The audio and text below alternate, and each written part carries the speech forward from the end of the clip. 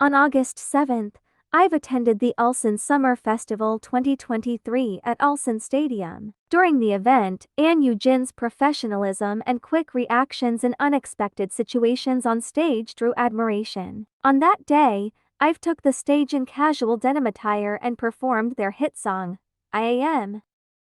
While Yujin was hitting a high note, fireworks went off right next to her position and smoke blew onto her face. Immediately after finishing her part, Yujin showed a pouty expression as if her eyes were affected by the smoke.